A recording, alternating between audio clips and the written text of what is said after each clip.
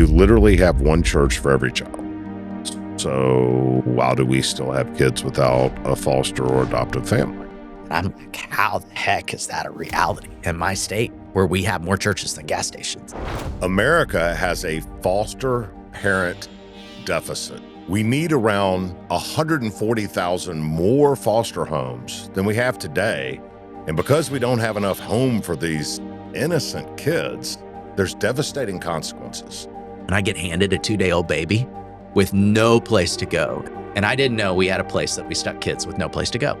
It's places that we take 18-year-olds and we move them from the kids shelter to the adult shelter because we don't have a better plan for them. And that reality to me was like, this is unacceptable. Today's guest is Chris Campbell, Executive Director of the 111 Project in Oklahoma, which partners with churches to recruit one new foster family a year and help strengthen one vulnerable family a month so that they can avoid foster care. Care Portal now operates in all 77 counties and has served over 54,000 children, 20,000 just last year. Holy smokes, dude. And every day it grows, right? Like even since that, 61,000 kids as of today. You've reduced the foster system from 11,500 to 6,000 children in foster care. We created pathways for people to engage and partner. And what do you know? That makes a difference. Their success in cutting foster care in half is incredible. I mean, it's wild. I've never heard of a state achieving such a reduction until now. And you're about to learn how so that you can do this in your state too. You can do small things from meeting a need on Care Portal, which is the largest care sharing technology in the country, or significant things like actually becoming a foster parent. And if there's an army of us doing these things together, we can solve this problem. But I see 4 million people in the state of Oklahoma that if we can't figure it out, I don't know who can, but I believe we can. This is the Army of Normal Folks podcast, where our mission is to make service easier for all of us and together change this country.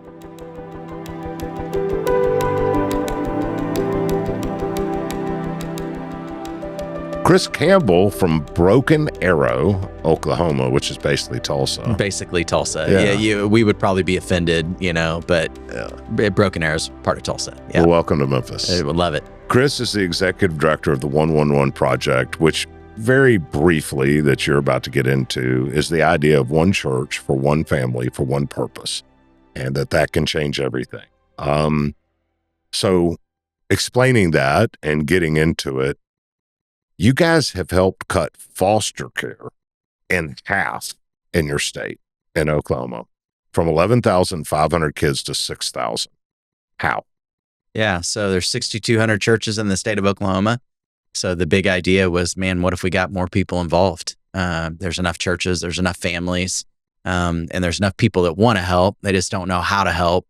So how do we create those pathways for more people to help because the government can't do it on their own? So we created pathways for people to engage and partner. And what do you know? That makes a difference in the lives of kids and families. It can keep kids out of foster care, can help kids reunify faster.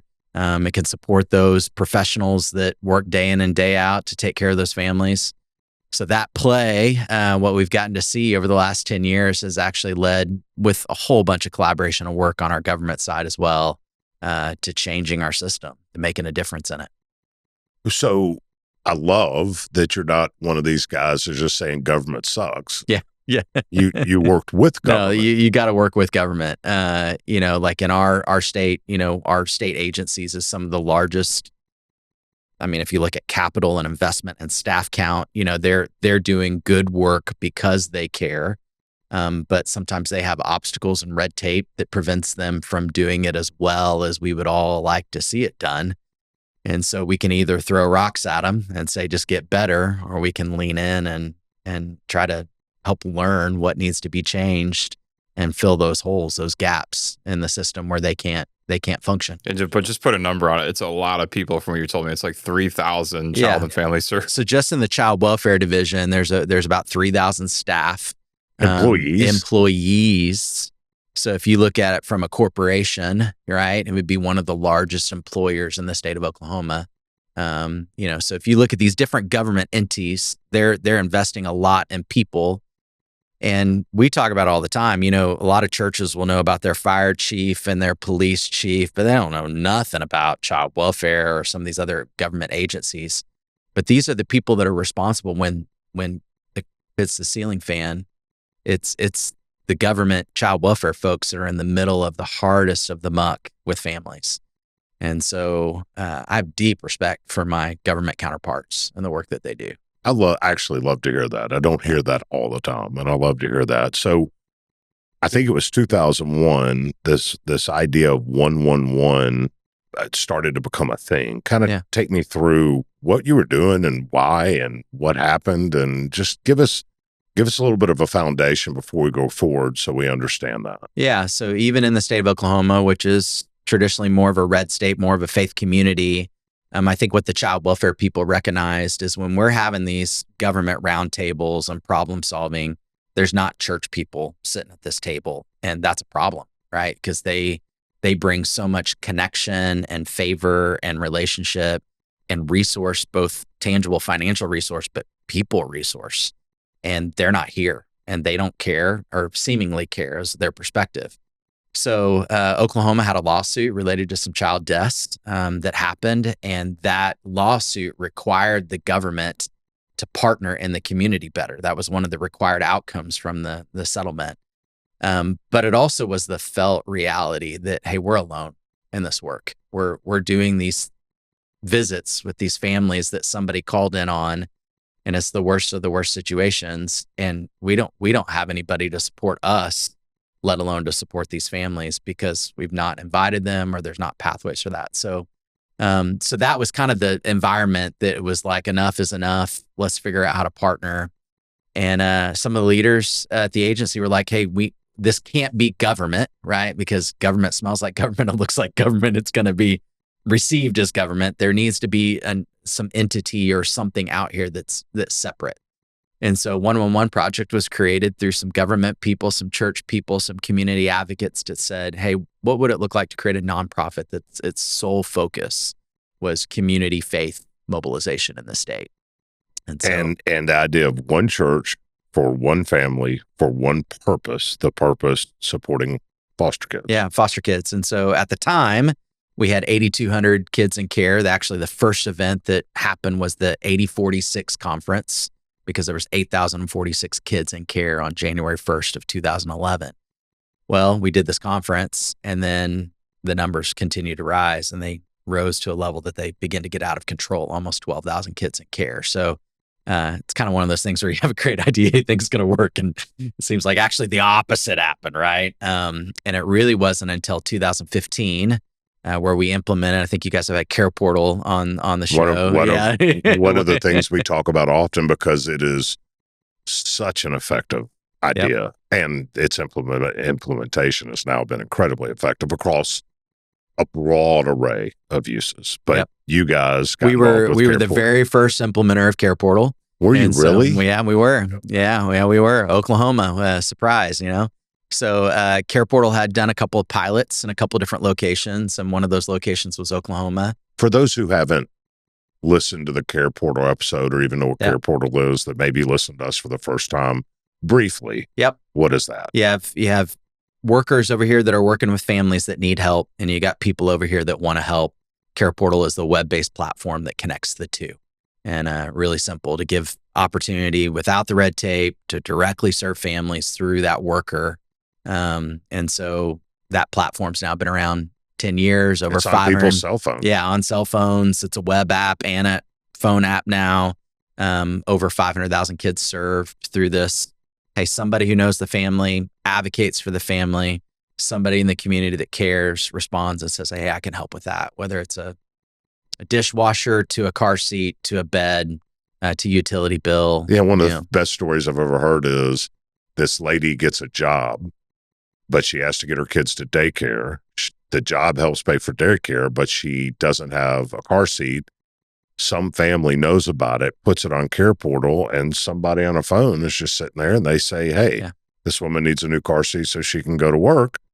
And you just have your care portal app and you see the needs, and anything you like, you click done, and right. you buy a car seat. And Yep. it takes 10 minutes and you change somebody's life. Absolutely. Yep. 100%. And to advocate for the needs of the family, to know what the reality is that they have, but also recognizing that there's that worker, there's that government worker who's saying, hey, here's a family that we think could make it, right?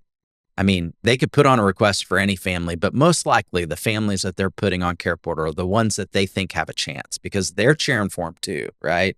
They're cheering for that dad that's waking up at 5 o'clock in the morning and walking 12 miles to get to work, but then trying to figure out how he's going to do his, addictive recovery case plan and his child welfare plans and his kids' visitation, right? But he didn't have a car.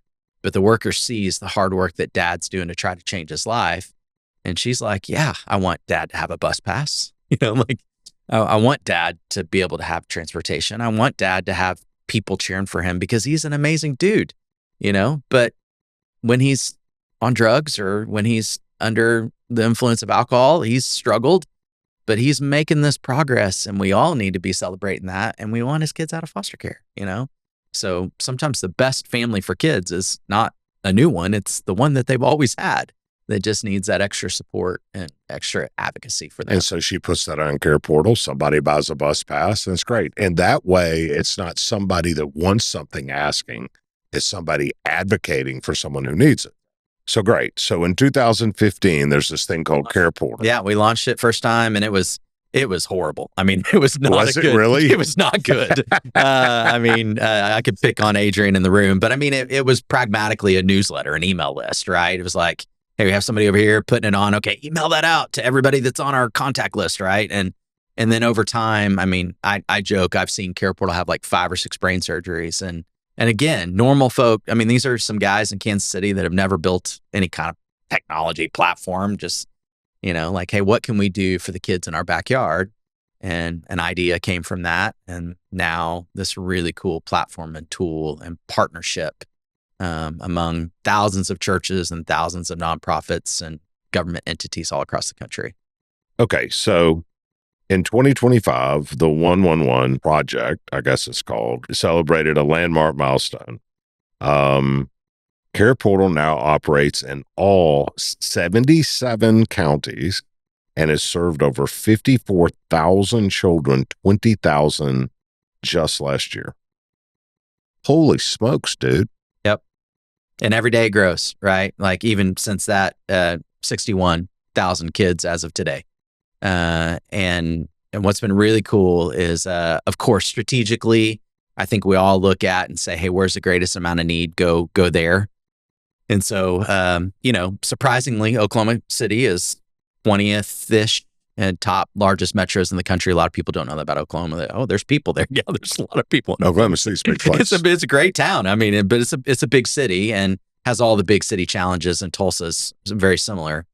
But we're also very rural. Oklahoma has the same landmass as Florida does, right? Like it's just as big of a state, more coastline actually than Florida, because of all of our lakes, right? Right. But very rural, very rural. And so you can drive 3-4 hours and still be in Oklahoma. And a lot of tribal lands too. A lot of tribal lands, a lot of rural poverty because of that, a lot of isolation. And we joke in some of our communities, there's more cows than people, but there's kids there, there's families there, and those families are just as important to us as the ones in the urban core. But they're just as disconnected because of the isolation in those communities sometimes, of just the distance and the lack of knowledge or the stereotypes or, just the challenges that our rural communities face. And so it was really important for us that we just didn't show up for the metros, especially in day and age, post-COVID, and even with Amazon delivery and all these other services. A family can be in their isolated community and never go into town, right? And sometimes even with some of the rules on schooling, never go to school, right? They're doing everything in their little isolated spot. And so when things boil up and there's a crisis, they have no one to call. They have no one that knows about their situation. And yet oftentimes that's child welfare is interacting there for the first time. And oftentimes it's some sweet young caseworker, 23, 24, stepping into this really difficult situation. And there's no nonprofits that are in this community. There's no food bank or services. And so it's really isolating when you don't know what to do, how to help, who are you going to call? But yet there's churches in every one of those communities, more churches than gas stations in the state of Oklahoma, right? There's a church that somebody planted way back in the 1900s in every little county seat in town, not far away. And so it would make rational sense that would be the network if you could figure out how to engage that could really change a lot of things in those communities, acting as a hub for service and connection and resource flow. Which is the whole idea behind Project Whole 111. idea. And then you have this cool tool called Care Portal that you implement in Supports that network. 2015, the supports the network, Yep. and the connectivity starts. That's right. So you've reduced the foster system from 11,500 to 6,000 children in foster care. And Alex says there's 6,200 churches in your state. That's right. You literally have one church for every child. So why do we still have kids without a foster or adoptive family? Yeah, it's a great question. And I think part of that is And understanding. by the way, that question can be misconstrued. That is by no means a criticism, Yeah, that's right. because you've cut it in half. Yep. But it still is an inconvenient fact that there's that many. So what? I guess what next? Why do we Yeah, still have yeah. this going on? I think we all recognize that sometimes we have simple goals for the sake of communication. But then when we get underneath, we realize the problem's a lot more complicated than any of us want to make it out Boy, to be, is right? that not universal? That's in business, families, Yeah. anything. Yeah. So we want to make it, the reality of it, simple, but we would be ignorant to say it's that simple. And so on the church side, the reality is a lot of our churches are small little family churches, a lot that, are aging, right? That are of an age that they're like, hey, we can't raise kids anymore. But they have a lot to offer, but it may not be in opening up their home. We'd also recognize the challenges with a lot of our kids in the system. Not every family is out of the gate equipped, even if you've had kids. You probably need some additional equipping and training and development to make you ready to parent kids that come from hard places, kids that come from trauma, or kids that come from a different cultural context that you do. And so what we recognize is that kids are coming out of places of need, sometimes of rural poverty and even sometimes of urban poverty. But kids in the foster care system come from all sorts of different scenarios. So even a blanket foster care is ignorant because it's as complicated as people are, right? As different as people are. But I think the simple idea is we've got more than enough people, but it's a lack of development and it's a lack of connection that keeps people from saying yes, which ultimately, Bill, I think is fear. I think I agree. We have talked foster care a fair amount on here. I mean, it's not something that we just, it's not a focus. It's just, we've talked just about come it. up, right? Yeah, right. From all of those interviews and all of the different faces and all of the different work being done, I do think fear plays a huge role in it. And I don't think it's fear of opening your home. I think it's the fear of, how much work is this going to be? Which is hard completely is this legitimate, child right? gonna Yeah. be? Is this child going to interrupt my already organic nuclear family? And what's that going to be on my own children? I mean, and I think those are legitimate fears. Those are all legitimate fears. And I think for all of us, experience and relationship over time is what gives us the context or the wisdom to say, okay, I'm ready for that, right? Or there's other ways that I can be involved. And that is just as good, right? That's just as helpful. And so all of us that are in the foster care space would say our heart is not to grow foster care.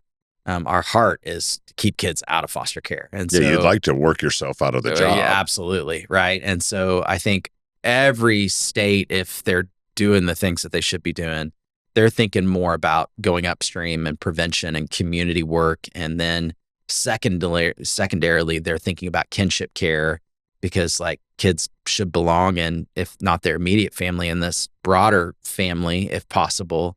And so that work is all work that we're trying to do. So to say, hey, more families is the easy answer. Yeah, but it's the right kind of families that really can provide those kids a thriving environment, whether it be their complex behavioral needs, whether it be the disability that they have, or whether it be just the room. Hey, I've got siblings, and we want those kids to all be placed in a home together.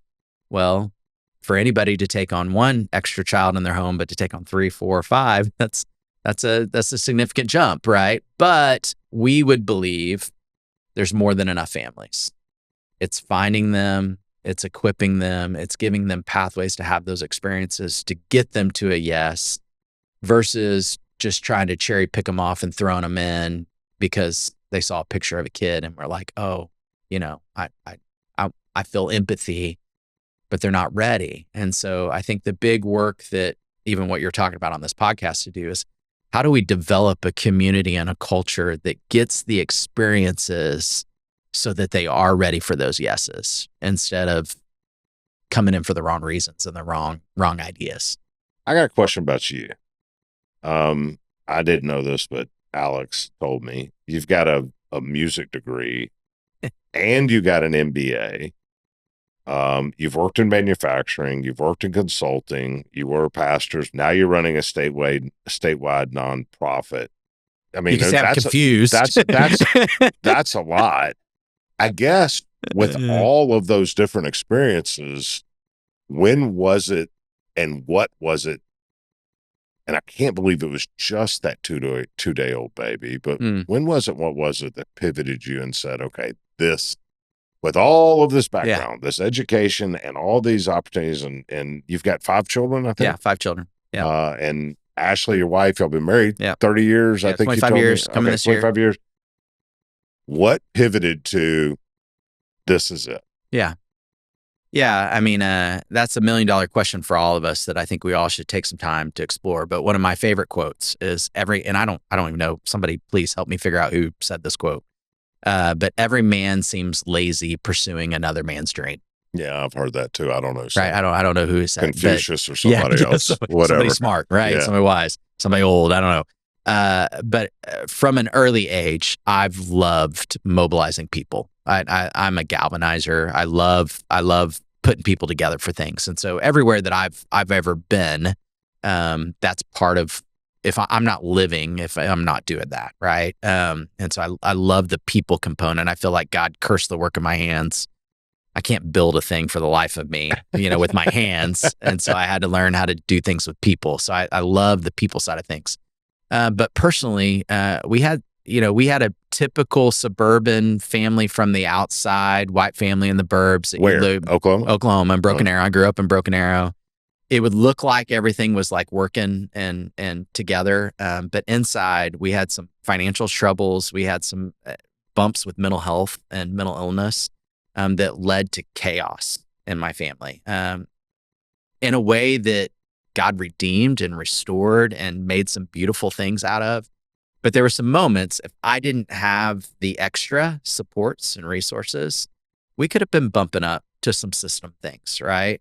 So I think that gives me some empathy to recognize that all of us are one family decision away from going a wrong direction. And there needs to be some humility with that.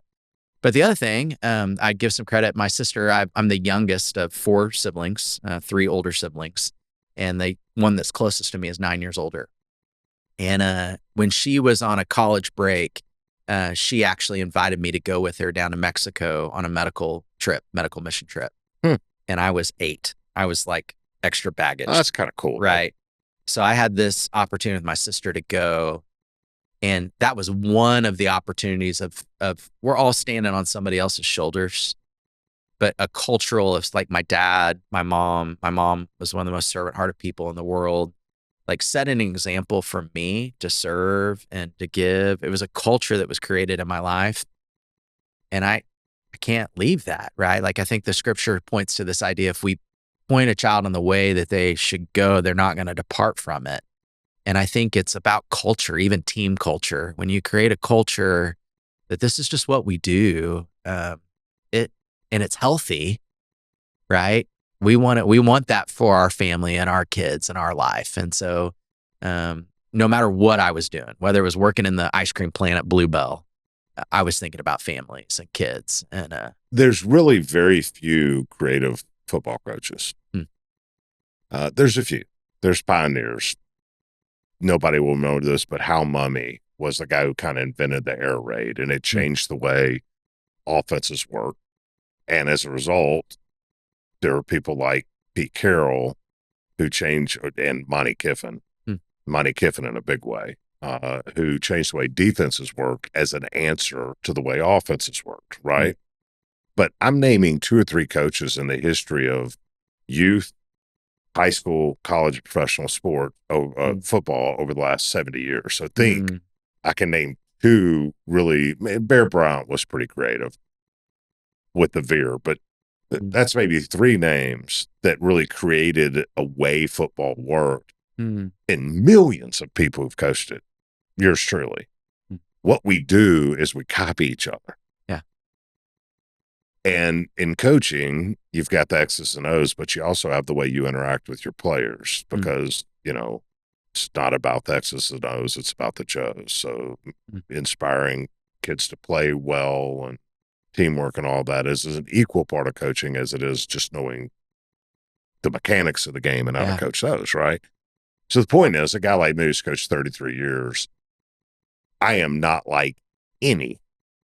exactly like any one coach I've ever had, but there are parts of me as a coach that are made up of the pieces of all these coaches, right? So my reality as a coach, my aura, my work as a coach is truly a culmination of what I think are the best parts of each coach that I like pulled together to make me to be the best that I can be, right? I wonder, creatively as a musician, having worked in manufacturing, having been a pastor, 3 very different disciplines all rolled up into one psyche, how if all of those parts have kind of created this odd mix of the guy that runs a nonprofit. And if you use each of those parts and how you do it, because here's the deal. You're the first dude in 3 years to show up with props to metaphorically make a point. That's got to be the artist, right? But I do. I wonder about that. Yeah. And I think that's what I would encourage for kids. That's what I want for kids, right? Because I think we all need data and experiences. Yeah, you got to have the science to help us discover, right? Like and that's, I think, part of the curiosity I would encourage all your listeners, even in this thing, is ask a bunch of questions, right? I think back to my college experience. Looking out the window of my dorm room was a government DHS child welfare office. There were kids in that office when I was in college, and it not once crossed my mind. But now every time that I go back, I see that office, and I know there's kids there. And I'm wondering, does the community know that? Right? You were hyper passionate about this. Oh, yeah. I mean, hyper where? Why? I think it's a gift that God gives you, right? And I think that's where you have to not apologize for it, just embrace it and just say, hey, like, this is what I'm called to do. Yeah, it's clear. And all this other stuff set it up. No. Yeah. All of these other things in life set you up to be where you are. But for you to be as passionate about what you're doing, it's inspiring. Well, and we're all volunteers. At the end of the day, we have choices. And I think that's the thing we have to remember is we have a choice where we put our time and our energy and our effort. We have the choice which boat we're going to get in and go for the ride. And so if it's not the thing that is helping you fulfill your calling and your design, wouldn't it be more fun to be on a different boat that fits, who you are and what you're created to be? And so, I do care about the foster care system, but I care just as much about mobilizing people into their calling. And so that's what probably keeps me motivated. Alex made a point off air that's an interesting question, which is how many foster families do you still need to recruit? And maybe more important, well, not more importantly, but equally importantly, what's that gap and what happens to kids inside that gap? Yeah, it's a great question. So in foster care, just like any entity, right? If you're not recruiting new, you're dying, right? Yeah, because there has to be attrition. There's always attrition, and a lot of it's fair attrition, right? I change of season, life, circumstances, whatever. Moving. But in Oklahoma and every state, we try to not talk about it too much. But the reality, a lot of children are being adopted.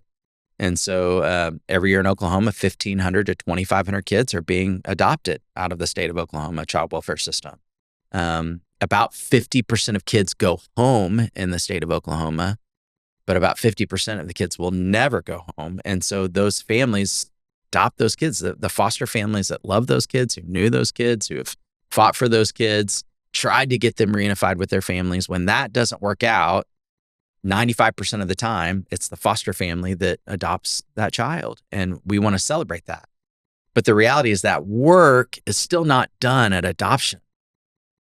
We want to like say, hey, this moment, check, it's done, right? And everything's great. And when in reality that we know some of the toughest work actually happens post-adoption, right? When a child goes through those teenage years and they're dealing with the realities of how can my mom and dad do these things, right? Like when that weight begins to hit and the emotions and the feelings, even in the best of homes, it can really rock a young person and create some really tumultuous years. And that family doesn't need to be fostering more kids as they're walking through that with that child, right? That makes so much sense. So as they adopt and as they move on, the number of foster kids, if we haven't gone upstream far enough and stopped it, they keep coming. So if you're not constantly developing families, you're losing. You're always your losing. numbers are ratio wise are going down. So if you look at the math, I didn't love algebra, but you got numerator, denominator, that kind of thing, right? You can impact one of the two sides. You get more foster families and your ratio looks better, or you help prevent less kids going into the system. And so both are worthy causes. Both you don't have a whole lot of control of if you're doing the work right, other than how can we provide more supports for these kids and families from different communities to make sure kids don't go into care. So in Oklahoma, we have 0.55 families for every child in the system. Yeah. So one family for every two kids, pragmatically, right?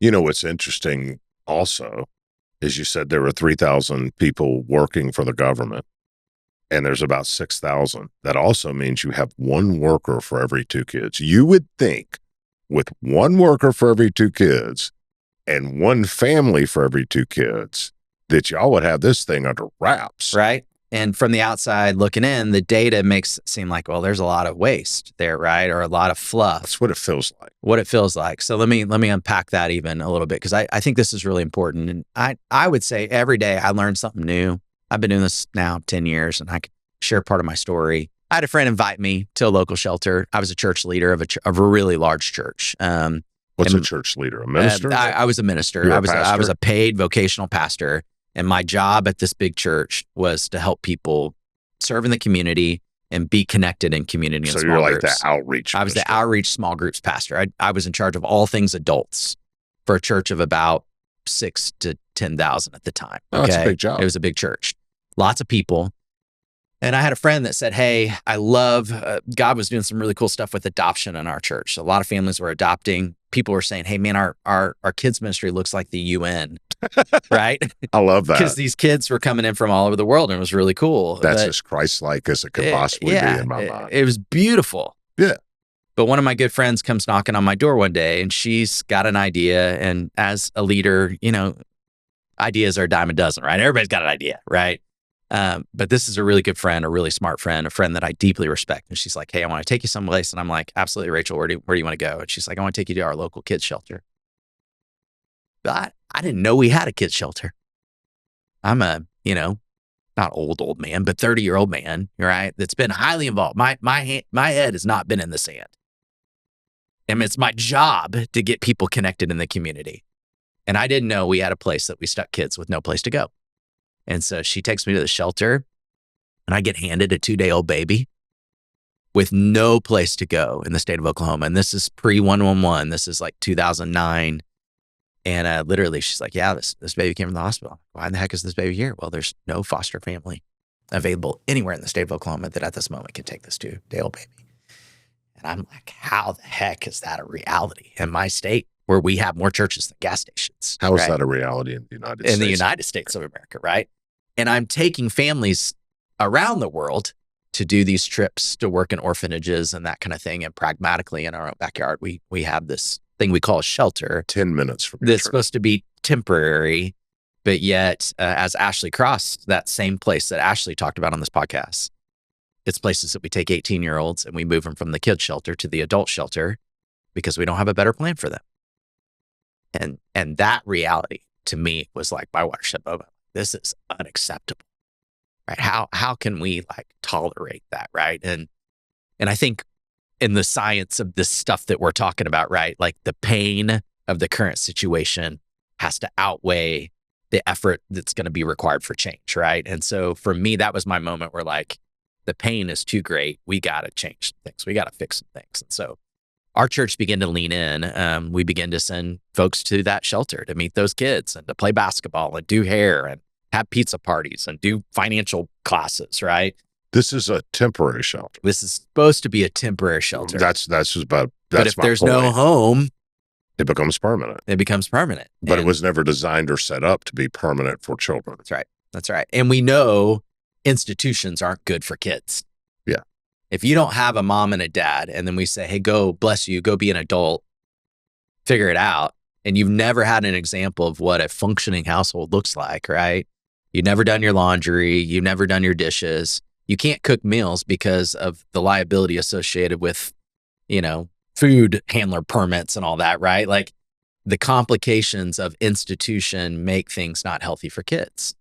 And so it sets them on a trajectory. And spiritually for the church, I'd echo to this church is how can a kid ever fall in love with this heavenly father if they've never had a good earthly one, right? Like we could talk all we want about God loves you when they've never seen it with skin on. It's going to be a big jump for them, right?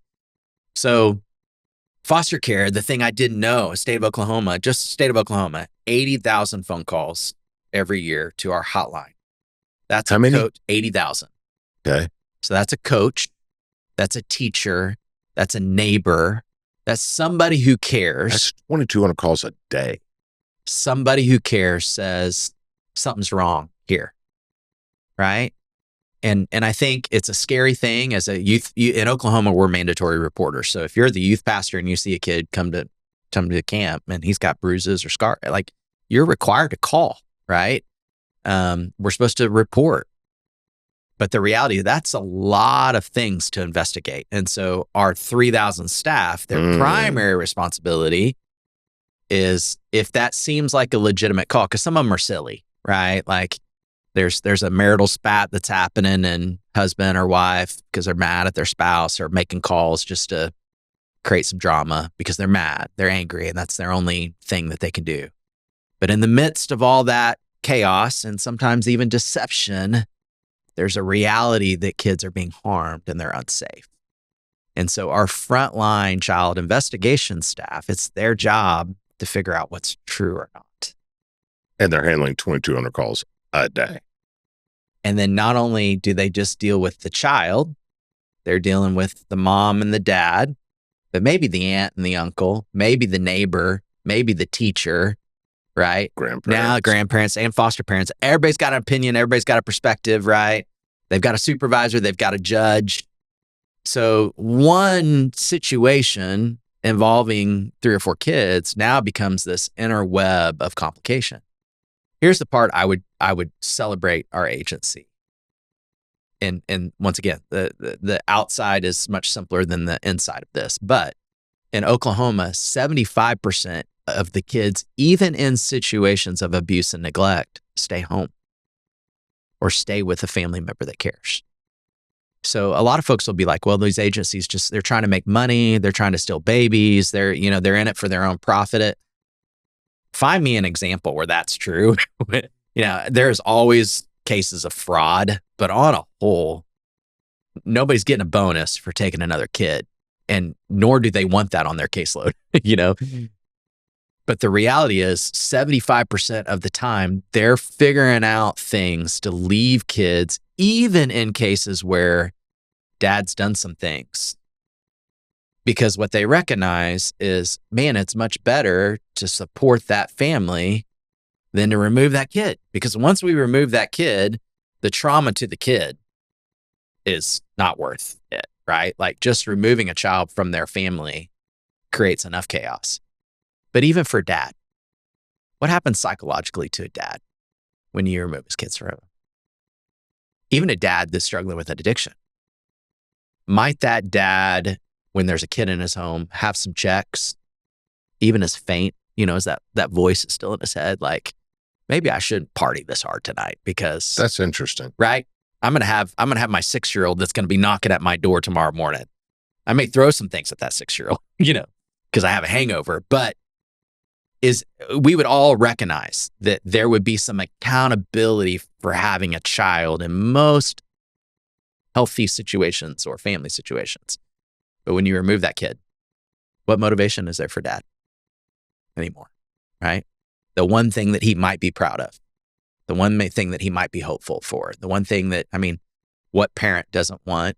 Good parent wants their kids to thrive or wants to brag on their kids. And so when you remove the child from their home, it really hurts actually the success and progress you can actually have with the family. Whereas if you can leave that kid in there, wrap around supports, right? So that's the work of the agency that people do not appreciate. So when you talk about 3,000 people, it's really not that many. It's not that many. For that kind of work. And recognizing also, because we don't have enough foster families in the state of Oklahoma, that child may be placed 3 hours away from where that worker originated that case. So guess what they're actually really doing? They're driving to pick up this kid in this part of the state to this part of just to do a family visit for an hour with mom. And mom, because she doesn't have transportation, might be there late, might not, right? Like she's struggling herself and we're blaming mom. Well, mom may be walking 5 miles to. So the whole system, once you get inside of it, you realize how really complicated and hard it is for somebody. And so the ones that are making it, and it's a $45 bus pass to help them be successful, it's like, why wouldn't I want to fix that? So maybe I've got 45 hours total of hearing these stories and thinking through these things, which, that's significant enough to start having a perspective. Yeah. But it is nothing compared to somebody like you worked in. And I sit here and hear you talk. You even got emotional a little bit when you were talking about the 2-day-old baby and what clicked for you when you went from being a pastor to ultimately this. Clearly your perspective on the foster system has changed. But I think also it's important to talk about the perspective on the foster families themselves and how we support them, and how that perspective has shaped what Project 111 does today. Yeah, absolutely. Yeah, foster families are my heroes. They're normal folk. Very few of them have the experiences that they really need to walk in, or the training to walk in. I mean, it's the most underappreciated professional role, but yet it's not seen as a professional role, right? I mean, it is the most underappreciated thing. Every time I sit across from someone who is a foster and I hear their stories, Lydia, the Memphis Service Club president. Yeah. She has 13 children and I think 8, how many? She's adopted 11 and 8 have some form of disability. Every one of them. Yeah. Are you kidding me? Yeah. I know that Lydia is not Christ because he came a while back. So there's no seat on the right hand of God for Lydia, but she's going to be close. And My this is the thing I get a little enraged about, Bill, is somebody on the bleachers is going to say, well, she's in it for the money. That is horse crud. We have words for it, right? Because yeah, there are words for it. And right. from an Oklahoma guy, that is a pile of cow dung. Bull yes. doo-doo. Yeah, right. And so because I know even there's additional stipends that are going for higher level needs of kids. And there's even some recent things that I've seen recently that's tried to elevate some of that. Guys, look at the numbers. Most situations, foster families are subsidizing the government to care for a situation that's not their making.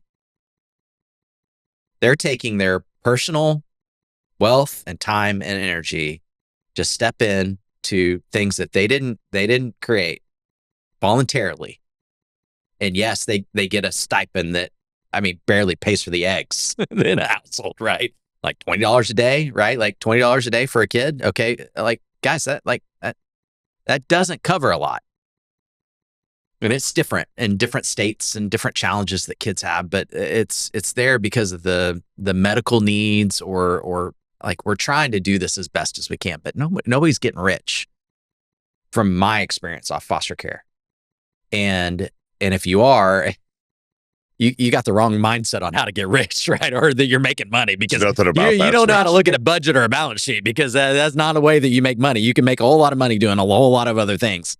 And it's a 24/7 responsibility, right? There's not breaks. There's not, right. And the amount of additional things that you're bringing in. So for a lot of our families, I mean, they say yes to foster care and they feel bad receiving help because they recognize they're the ones that made that commitment, right?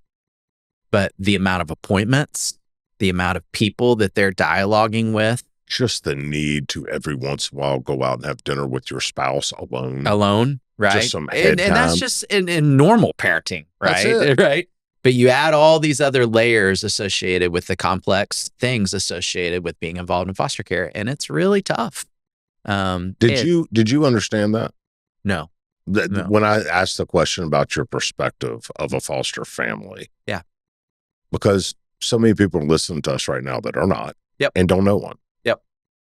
In fairness, pure naked disclosure, what was your perspective of a foster family, kind of just a snippet, your foster family pre-holding the 2-day-old baby and today?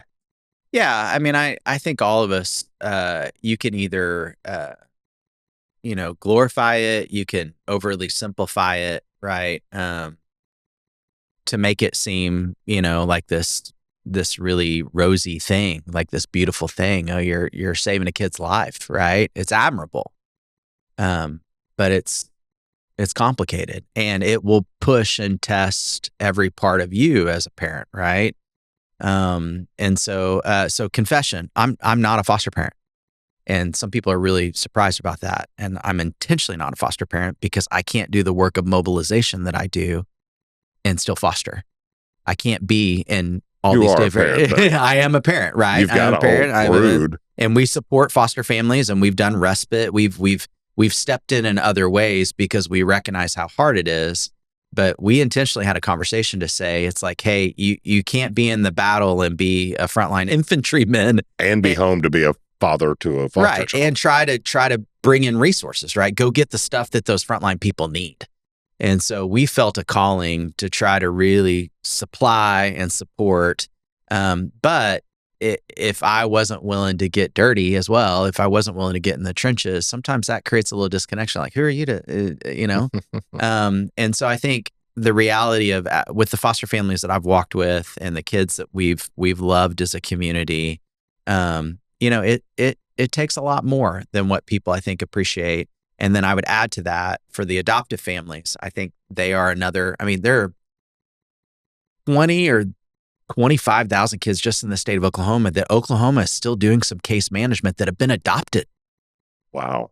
Right. So yeah, they're in a safe environment, good environment with a but some of those challenges, even for babies, we all would recognize that if you have alcoholism in your family, that at times there's this weird thing that we don't even really understand, but you have a predisposition to alcoholism, even though you've never drank alcohol, right?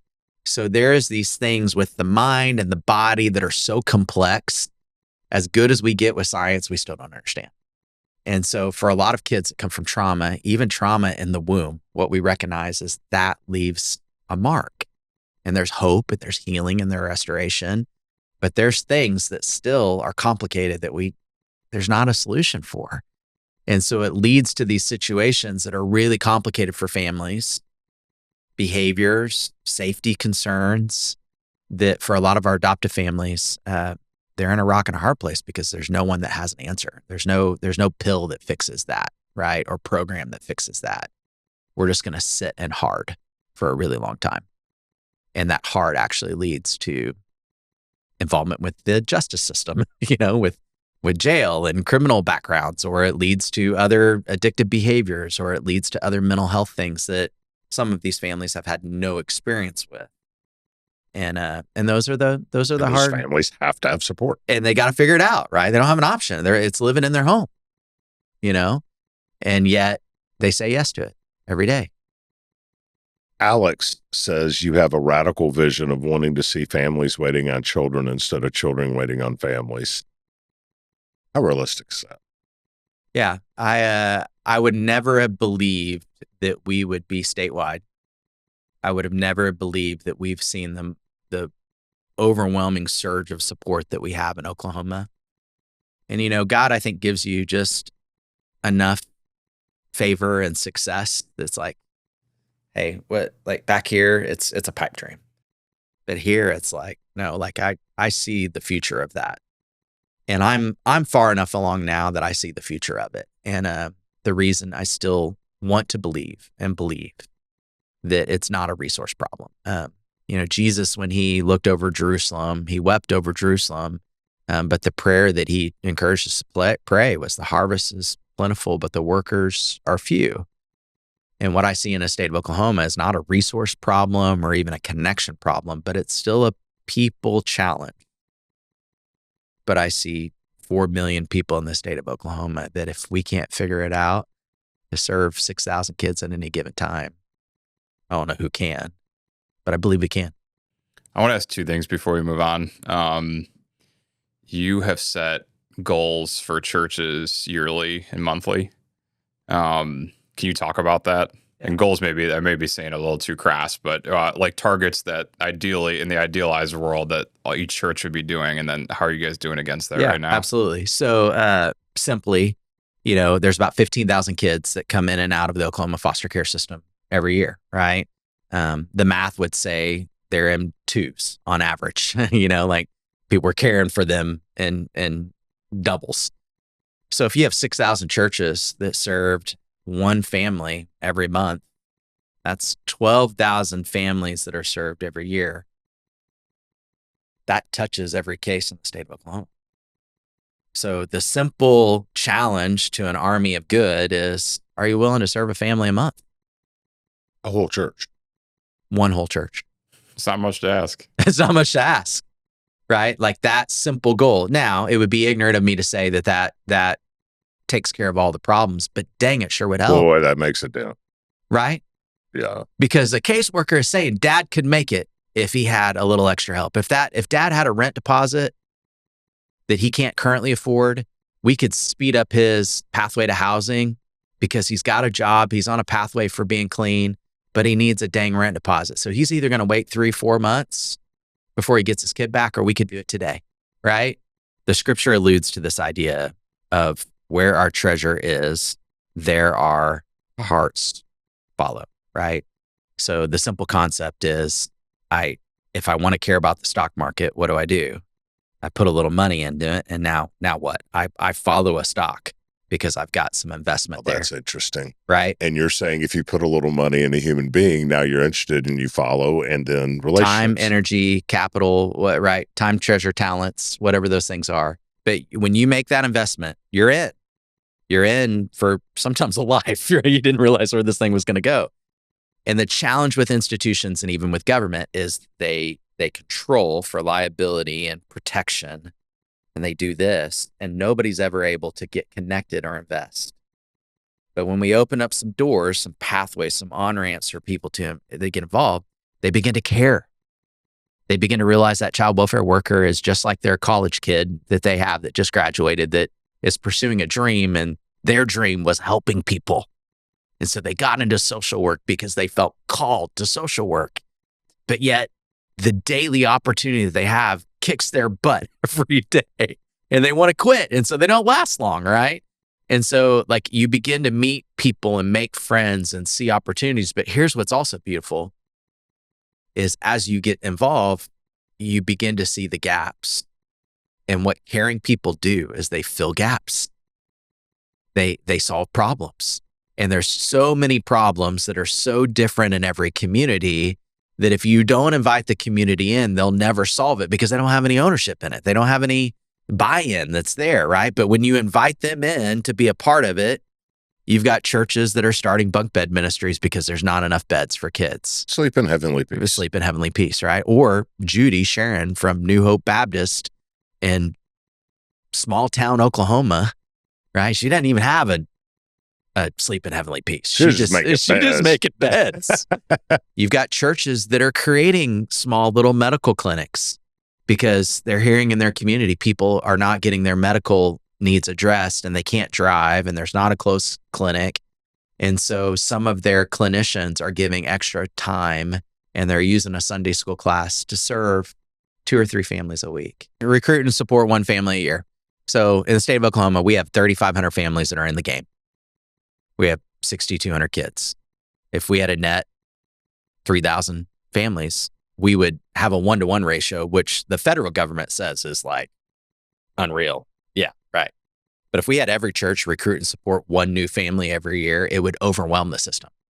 The problem would be we would have excess and we would say that it's waste, right? Like, how do we license homes that we're not even going to use? It creates a whole nother set of problems that we would have to solve, but there would be really good problems. Like, oh, we have options. We have 5 families to choose from. Yeah, I would think that would be what you would want. But no government is going to pay for waste, right? So the community's got to get creative. Like, how do we create on deck foster families? How do we create people lining up that are ready to go when we need them? Maybe the state of Arkansas would pay the state of Oklahoma for the extra family. Right. Pitch that to a business guy, right? They may love it. the mind is churning. Lumber people. I mean, if Oklahoma had extra places and Arkansas didn't, maybe Arkansas invest the money they were going to invest. And the reality is, I think, again, like we've been dreaming about a volunteer program in our offices because we have kids that are at the offices that are waiting. And so wouldn't we want people engaging those kids there just like we did at the shelter? And so we're trying to bring innovation to our system to say, okay, hey, it costs you too money for the insurance and the case management to support an empty home. But what if that empty home is doing something that's helpful? And what if that empty home is also getting experiences while they're waiting, right? They're meeting the kids. They're meeting the workers, right? They're developing the skill set. Oh, we need a development league in the foster care system. A development league. I got right? it. Yeah. What if you had a football team and there was no youth sports in your community? Some of this is kind of like Safe Families for Children or Isaiah 117. Another amazing partnership, right? And so what we recognize in this whole ecosystem is all these things are needed because it's your development league. It's how you get people the experiences to get them to these higher levels of care. They got to have these other opportunities that are easy on ramps. Okay, is that how it works? I mean, because the execution cannot be just as simple as saying, okay, let's connect churches to kids who need families and we're good. How does it actually, we don't have to get into a 30-minute detail, but just in general, how does it work? Yeah, I'll tell you how it's worked so far. The need is clear. I'll tell you how it has worked so far. So one of the things that I think is the challenge in leadership is you want to have a high expectation for the product and things that you do, right? You want high quality. But to have a development league, you actually got to lower the bar. You got to make it super easy for people to play. Because if whatever game that you're playing is too complicated and I can't do it, day one, I'm out. That's why I don't play Mahjong. It's just the learning of the game seems overwhelming, it's right? Incredible, yeah. And so I think one of the things that we've just, instead of coming into a church and saying, hey, here's all the things that you have to do day one, it's like, we just need someone look at you, just go, ugh. You see the air go out of their lungs. Church leaders, it's not like they're sitting around twiddling their thumbs, wondering what they're going to do today, right? Like they've got plans, they've got dreams, they've got visions, they've got programs and ministries that they want to run. So you got to step in there and say, hey, this is important and we need you to advocate, but I need to quickly get this off your plate, right? And so our strategy has been that we feel like has worked is to try to lower the bar to say, how simple can we make this? Mm-hmm. And for churches, we say, hey, can you give us a person that we can interact with? Because you're the pastor, you're busy. Who's the best person at your church for us to begin dialoguing with to start a conversation? Because we're not going to be a traveling salesman and give you a vision that we don't want to walk alongside you to fulfill. And so our first strategy is just give us a person. If you give us a person, we're in. We're going to play. Game on, right? And it's kind of like this. I brought some props, okay? And this actually is a really great place in a prop. But like, have you ever seen one of these? No. Do you know what this is? It's a ball. It's a ball. Do you know what kind of ball it is? It's a ball with holes. A ball with holes. So this is actually a Takra ball. They play this in Thailand. Okay. And what would the game look like? With that ball? With that ball, what would be your guess? You juggle it and kick it around each other. Actually, you're right. Yeah. So you can play it like volleyball. It's like a hack sack, just kind of bigger like a with hack holes sack. in it. But these guys, actually old guys, will like do a overhand like hit like in tennis, but with their feet and hit it over a volleyball net. It's actually fascinating. Oh, I have seen that. There's a volleyball net. There's a volleyball net. It's volleyball with your a hacky feet sack. with a hack sack. That would be the simple version, I've right? seen pictures of that. And there's other varieties of this, but what I love about this Talker ball is like we love to travel.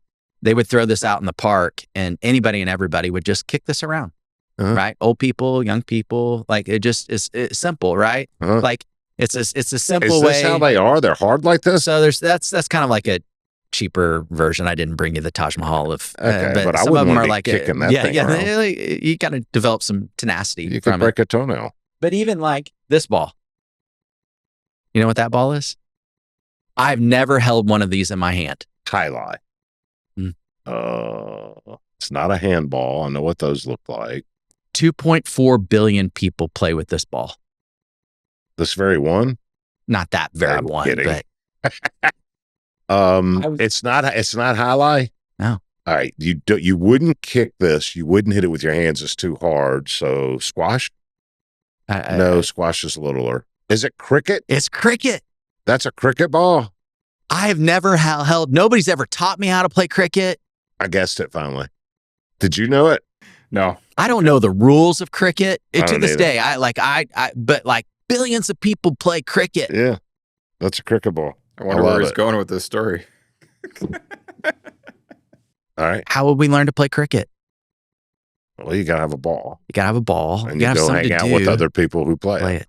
Yeah, I get it. And So to me, you're trying to get the one person at church to hang out with people who do it and just learn. You're not going to be the best cricket player or Takra player the first time you. What is this thing called? Takra. I think it's how you say it. Takra. T-A-C-A-C-K. You have plenty of people. Yeah. The Takra. Yeah. And so I think it's that simple, but it's also that complex, right? Like if you look at professionals that we all fill stadiums to go watch and you try to compete with their athleticism, it's off the charts. But the game's as simple as me and my daughter were in the backyard throwing the football around. All right. Are we playing football? Yeah. I mean, not football, but we're playing. And there's a pathway there, right? So I think that's the work of mobilization. That's what we're trying to do, is to get more people in the game and then a development league so that we've got enough folks with the experiences when they're facing the problem in the community that's that 350-pound lineman. They know what to do with it. I love it. I think you travel around a lot around the state. And it seems like even just from viewing your website, you have like a ton of community meetings. Yeah. Like, what are those community meetings? Or like, how are you talking to churches? Like, what message actually gets them to move? Like, what's your pitch? Yeah. So I actually assumed it was like the head pastor going, yeah, I'll give you something if you promise you're going to give me something if you're going to leave me alone. I mean, honestly, that feels like that works. Yeah. If somebody comes to me at my company and says, this is a thing that you need to do, and I'm like, yeah, I do, but I don't have time. Just give me somebody and I'll leave you alone. Yeah. I'm all over it. Yeah. Right. If I'm dead actually it's helpful, serious. right? And so I think part of the pitch with Care Portal, what I love about Care Portal is it's one of the easiest asks. So easy. So when and if and how you want to serve, right? Like what? And what I also love is it's one of those opportunities that I can check some other boxes. Like I can take my kids and my wife with me, right? Like we can do this with my group of guys from my small group, right? I can also mobilize people from the community because they get it. It's not just like, hey, go serve at youth camp where we're singing Kumbaya. And well, I guess that's right? part of the pitch to the churches too. Yeah, that's right. So this is a tool that you can use to be relevant in your community, to partner with your community in a real way. And everybody gets it, right? Everybody gets the work that's happening through this. It's important. And so I've seen folks that theologically probably would never do anything together, and they'll do Care Portal together, right? They'll partner together. So then here's what's crazy is when we start playing together, we start talking and there's actually some relationship that's formed. And then it's like, okay, how do we organize this? Right? Like, how do we invite more people? Well, then that's the next level. It's no longer playing catch. It's, hey, we're going to have a game. And that game requires some date and some time and some rules and some structure and some systems. And so for us, that turns into what we call a community gathering or a community coalition or a service club, right? There's some organization that begins to happen because what we recognize is, man, if we could combine our efforts and our skills, which are all unique and different, we could do more together than what we could do on our own. And so it starts with people learning, getting excited about playing, and then connecting those people together. And we call it the connection of get-her-doners. Like we don't want the pastors, right? We don't want the talkers, visionaries. We want the get-her-doners, because the get-her-doners, when you put them, the normal folks, when you put them in a room, it gets done, right? Like it's so beautiful to watch. I have a woman named Kay Leslie that's one of our church leaders, and Kay is a retired former foster parent, but she has some autoimmune, different medical challenges that sometimes keep her from even going to church. And she's our primary Care Portal person at her church, Faith United Methodist in Tulsa. And she doesn't use all the bells and whistles of the technology, but she literally, I think even literally, Kay would probably hate me for even saying this, but like a Rolodex, right? Like she sees a need and she calls up a church member and says, hey, I think you'd be really good at this, right? She is quarterbacking, calling the plays of mobilization, and she's getting people involved through an invitation, right? It's the lost art is the invitation of, hey, come with me, right? I mean, church leaders just say it, hey, come with me to church. That's the best way you get somebody to come to your church is invite them to come with you, right? Right. In the same way for service, it's an invitation to say, hey, come see this, come do this, come play, right? And so one of our big strategies is community gatherings. And then again, we got to have some point leadership. We got to develop some structure so that they're, going the right direction. And that's work, because people are work, right? People are always complicated, but that's also what brings the greatest joy to this work is relationships. A young man named Michael Weitzman that I've got to be a small part of his life came to my life at 19. And Michael's got a complicated story where he was in foster care, was adopted, has a broken relationship with his adoptive family. But Michael would say it's relationships that brought brokenness in his life, and it's only relationships that are going to bring healing and restoration. And so Michael, one of the beautiful things about Michael is he has sought out intentionally relationships as a kid that had a lot of brokenness in his history.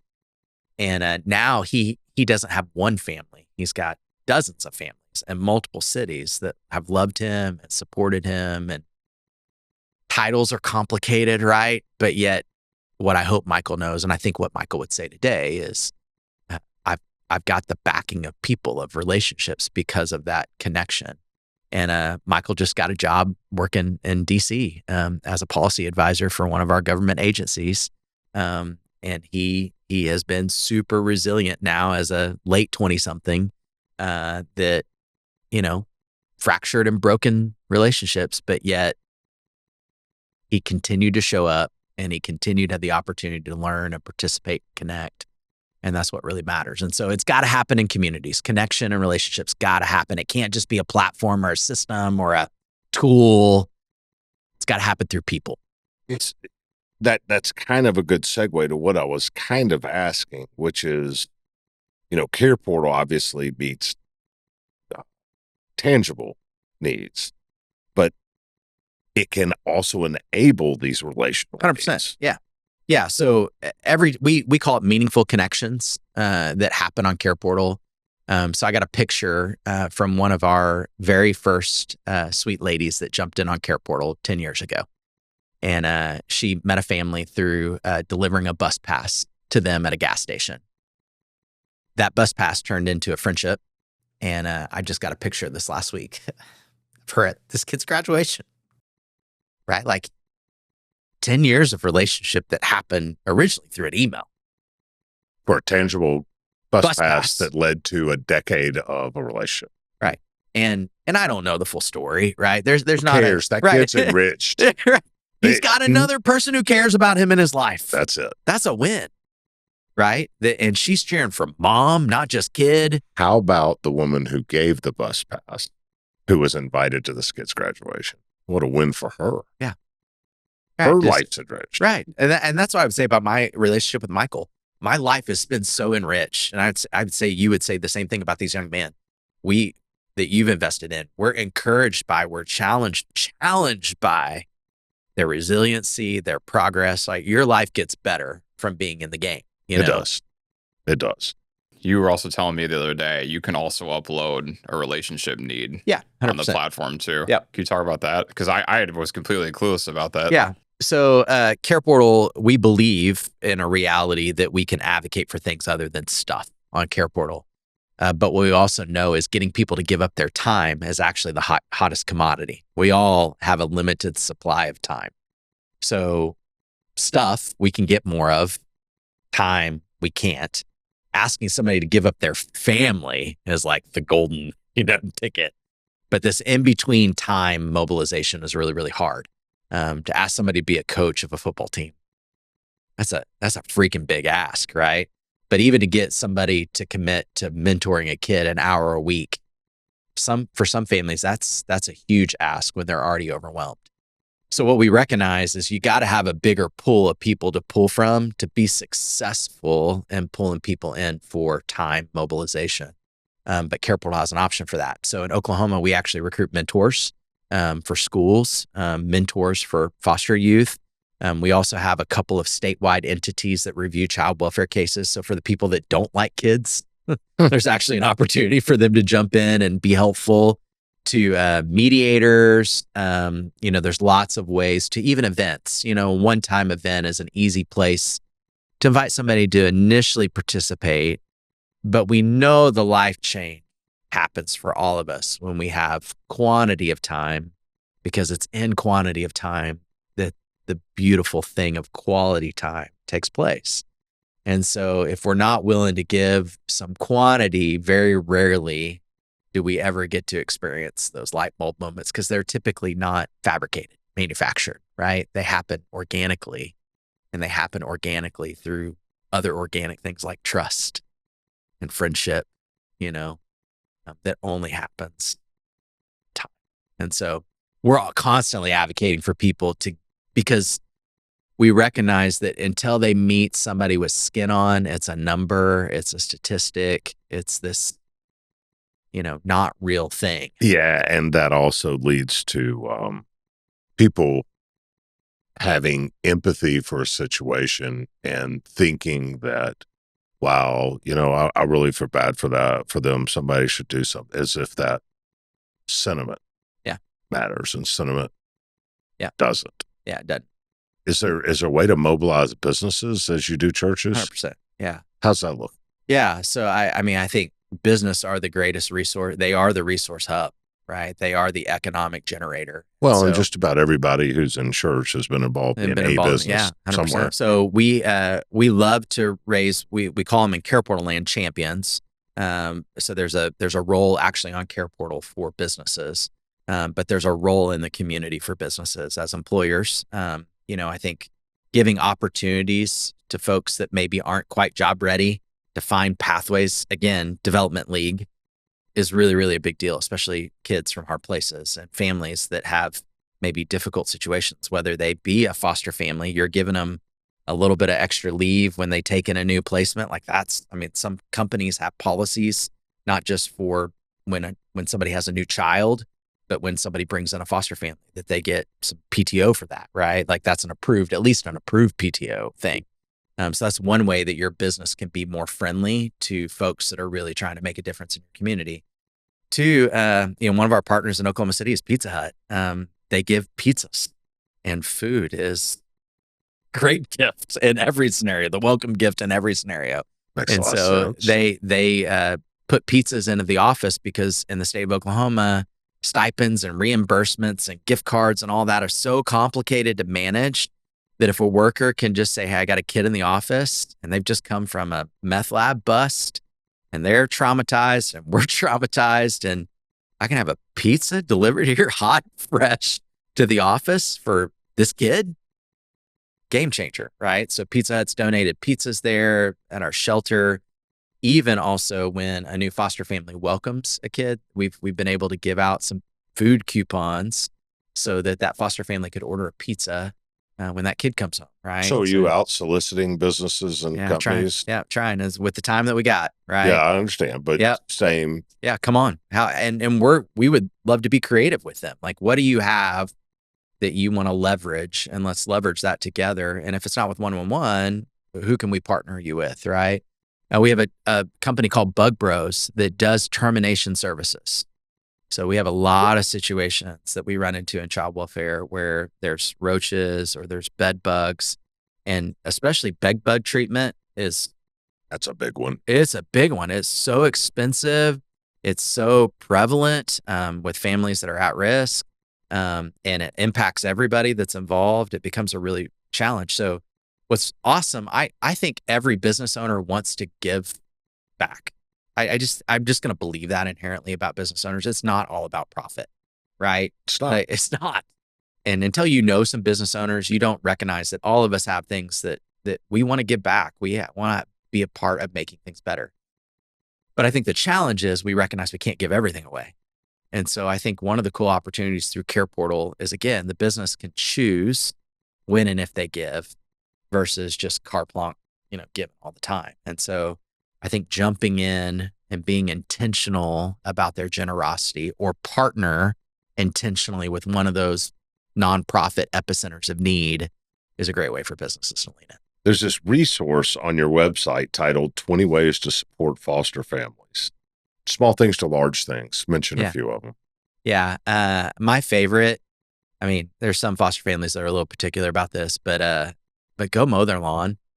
Really? Yeah. That's a big one. Don't, if you think you can get away with it for relational equity, don't even ask.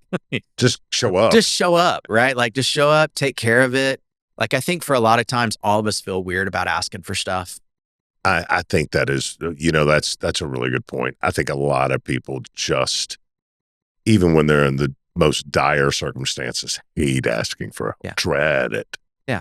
And I would say the same thing about your neighbor that just had a baby. Yeah, probably. Right? You don't need to be weird about this serving foster. It's what we should be doing with our neighbors the same way. It's like, hey, you got some extra eggs, drop some eggs off. Got a casserole and you can make a little extra, drop it. As you go, what are the acts of kindness through your extra that you can kind of extend your tent stakes out and say, you know what, I'm going to give a little bit. I have extra, right? And so if you've got extra time, or you've got an extra seat in your van to take a kid to the park or to the playground to give that foster family a break. That's the one. The one that I think about the most in supporting foster families, certainly food and gifts and everything else, Yes. But for a mother and a father to be able to go to dinner and a movie for 4 hours without some kids screaming at them over something. That's right. Lisa and I had 4 kids in 4 years. Yep. And we didn't have any money. So we couldn't even afford a babysitter, because a babysitter for 4 kids. Yeah. That was expensive. That We wouldn't have any money to go eat. Yeah. And on occasion, one of our parents would buck up and give us a night. Yep. I can't tell you how refreshed our relationship was and our approach to our own children was with just a little respite. Do you not think that's a huge thing for a foster family? Huge thing. Just give them a break. Yep. And education wise, go to Applebee's and catch a flick. That's right. Every state has a thing called the Prudent Parenting Act that they interpret in some way. And what that means is for a certain amount of time, you can watch somebody else's foster children because they know you and you know them and there's trust for a period of time without any certification because we're friends. Like a night or a day, right? Oklahoma's actually interpreted it for up to 72 hours. Right? Really? So like a weekend. A weekend. So, and the goal of that was to make things normal for kids. So if I've got a young teen that wants to go spend the night or go to a camp, everybody doesn't have to be foster family certified, right? It's like, really does. I trust that youth pastor. I trust this church and their policies, or I trust this friend with my biological kids. So why can't I trust them? I'm the one liable as a foster parent. Why can't I trust them with my foster children? So that is huge. And then the other thing I'd say is really huge is, some families that have some gumption that would say, hey, even when your kid is sick and you're going to have to miss another day of work, send them to us, right? Like you can call us. Like we'll do the harder things even with you, right? Like when there's a blow up, blow out, like please call us or send them over or right. Like at times that's the really heavy lifting. You mean being a neighbor? That's crazy. Isn't it crazy? What is wrong with you? But especially post-COVID, right? Like, oh, he's got the sniffles. We're out. Right? I know, but I just think back like to he's running 100 fever. Yeah, bring him over. I just think back to when I grew up. Literally, the neighbors around, we didn't come up with anything, and our neighbors didn't have anything. But if my mom was gone or needed something or whatever, that's right. Can I go run to the store? Yeah, leave. They wouldn't ask. Yeah. They just do. Yeah. It was that way. Yeah, that's what we're all dreaming about, and that's actually, I think, the secret sauce. And here's the other thing I would say too, is whatever we can do to decouple institutionalization. And here's what I mean by that: our way that we solve problems is we stick all the poor people in one part of town, right? And it makes things really complicated instead of spreading it out, right? And so I think in the same deal is how do we micro enterprise service where it's okay if you serve 2 families this month. Great. We're going to celebrate that just as much as the 50,000 backpacks delivered, right? Because everybody doing something is actually what makes it easy, right? You just basically stated in a different way the entire purpose of an Army of Normal Folks. Yeah. That's it. Yeah. Do what you can where you can, and you don't have to be part of some massive thing. Yeah. And it's actually better that way. It actually is. Right. Because it goes back to the relationships. We're Army of Normal Folks. Every time we interview somebody, we're celebrating them and their story. And we want that story to be entertaining, but inspiring. And hopefully somebody's in Oklahoma listening today and they join your Army. Come on. Right. So we're celebrating kind of your Army, right? Tell me a couple of heroes. Tell me a couple of your heroes inside your organization. Let our listeners know about the normal folks who revealed themselves to be heroes inside the work that you're doing. Yeah. Take an opportunity to celebrate them. I mean, to the 3,500 foster families that we have in our state, we get the chance to get to know them and walk with them and encourage them. They're heroes. But I mean, some of my staff on my team, to those that, work part-time for us, I've got several staff that are adoptive and foster parents, and they themselves at times have some really, really hard stuff as foster parents, but yet they're going out there and saying, hey, it's worth it. It's worth it to jump in. And so to the Misty Seals on my team, to Bree Cruz, these ladies, Jen Holbert, are ladies that are champions. Like they are advocates, fierce advocates for the biological family, that's trying, to the kids that are in their care, to the kids that are in the community. I would shout out our DHS leadership, our government leadership. I love that you have that relationship with them. Yeah, man. And you honor them. Yeah. I mean, our new director of child welfare, Michael Williams, is an all-star. I just tremendously respect his heart, who he is, to that leadership team, to the frontline caseworkers. I think of people like Natalie Love and Beth Passmore that are part of our government DHS team, that are out there doing the work, and they're trying to get people to get involved, even though they know what they're asking them to do is going to be complicated, going to be difficult, going to be hard. It's not a job for them; it's a calling for them. And Michael Williams would even say that. Our director, he would say, this is a sacred work, getting to step into the lives of children and families, maybe in some of their worst days. That's holy ground, and it's something that should be approached with a sense of awe. Not trite answers and solutions. It's like, hey, God, what do you want to do here? And we recognize this is holy and potentially restorative and transformational, and generations of impact could come from that. That should make us kind of go, okay, like turn our listening ears on before we just start, rattling off what we think is the right answer. Alex says we're thinking about doing some work together. I honestly have no idea what you guys are up to. You want to tell me what it is? Yeah. I mean, one, we want to mobilize more people, together. It's fun when you find people that are running the same direction as you.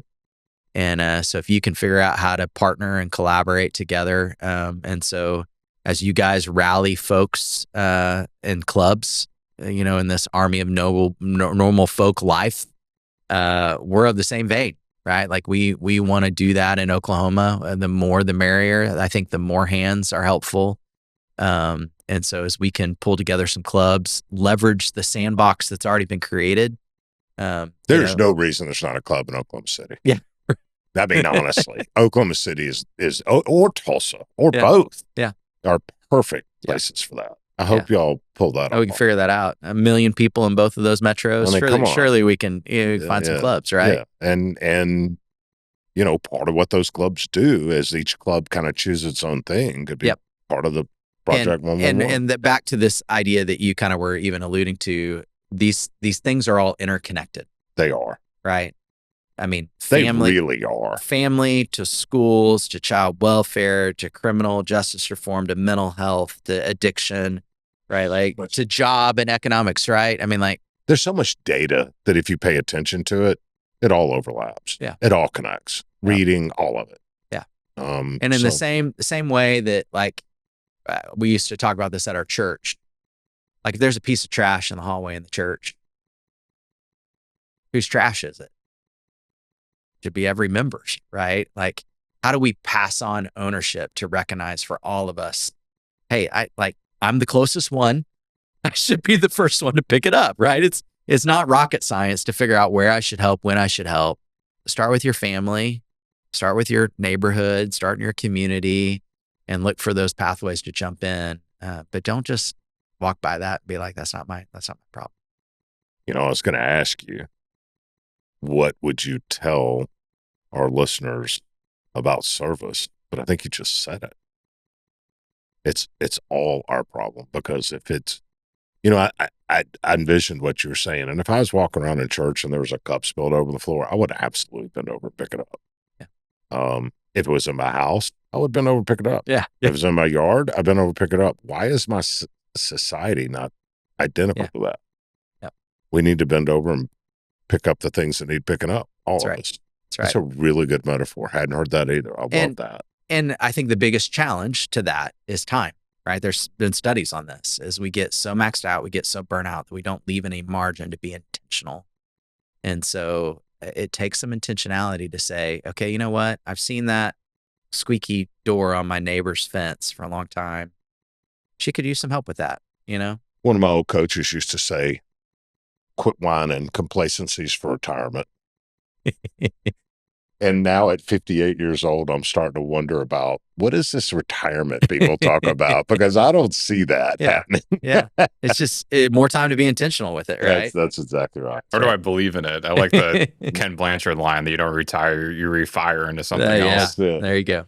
You have a radical vision of wanting to see families waiting on children instead of children waiting on families. And you made a really good point.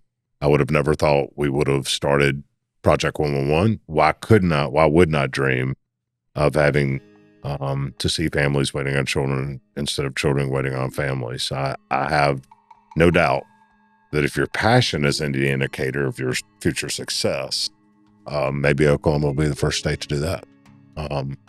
Chris Campbell, everybody, executive director of 111 Project for Broken Arrow, Oklahoma, which is basically Tulsa.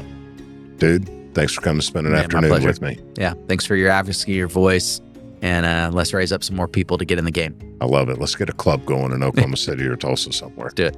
All right, buddy. Thank you. And thank you for joining us this week. If Chris Campbell has inspired you in general, or better yet, to take action, by getting involved with Care Portal, the 111 Project, starting something like it in your community or something else entirely, let me know. I really do want to hear about it. You can write me anytime at bill@normalfolks.us. I'm telling you guys, I'll respond. If you enjoyed this episode, share it with friends, share it on social, subscribe to the podcast wherever you're watching or listening to it from. Rate it, review it, and give us 5 stars. Join the Army at normalfolks.org.